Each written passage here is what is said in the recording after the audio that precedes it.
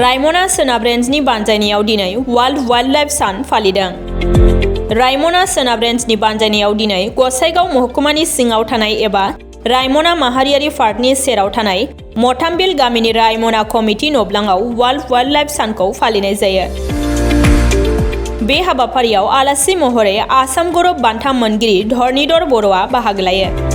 लोगोसे मिरु इउपिपिएल दोलोनि सासे नेहाथारि समनाथ नार्जारी, गोबां रेन्जनि रेन्जार हाग्रा बिफाननि मावथिफोर, गावसुंथा आफादफोरजों लोगोसे रायमना माहारियारि पार्कनि सेराव थानाय गोबां गामिनि गामि गोरा सानसुमै रायजो राजाफोरखौ बाहागो लानाय नुनो मोनो।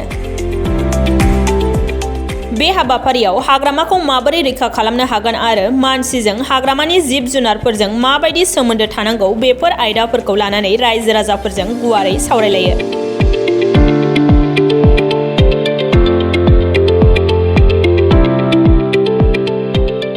बहुत ভাল লাগিছে যে ৰায়মনা জানে আপোনালোকে এই মানে 6 নম্বৰ নেশ্যনেল পাৰ্ক অসমৰ ভিতৰত, গতিকে ইয়াত লাহে ডে বাই ডে মানে প্ৰগ্ৰেমবিলাক মানে লৈ আছে।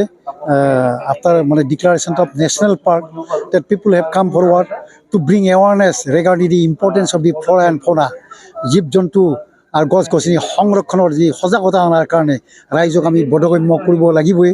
তাৰ কাৰণে আমাৰ ৰেঞ্জ অফিচাৰসকল ইয়ং ৰেঞ্জাৰ প্ৰাঞ্জল তালুকদাৰ, বিশ্বজিৎ বসুমতাৰী, অনুপম দাস আৰু এই মাষ্টৰ চাপ আছে নবীন নাৰ্জাৰী, তেওঁলোকে আৰু গোটেই গাঁওবুঢ়াবিলাক নিমন্ত্ৰণ কৰি আনি গাঁওবুঢ়াসকলক আমি আৰু ৰাইজৰ মানুহখিনিক বুঢ়া বুঢ়ী ডেকা গাভৰু সকলোকে আমি বুজাবলৈ চেষ্টা কৰিছোঁ যে এই ৰাষ্ট্ৰীয় উদ্যান হ'লে ৰাষ্ট্ৰীয় উদ্যানৰ জীৱ জন্তু গছ গছনি কেনেকুৱা ধৰণৰ আমাক সহায় সহযোগ কৰি কেনেকুৱা ধৰণৰ ই মানে ৰোল প্লে কৰে ইন কেছ অফ এনভাইৰনমেণ্ট।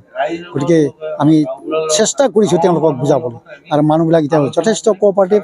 তেওঁলোকে অলৰেডি গাঁওবুঢ়াসকলে কৈছে যে 90% এতিয়া গছ গছনি কটা কমি গৈছে। এইটো এটা শুভ লক্ষণ। Good thinking is a sign of civilisation.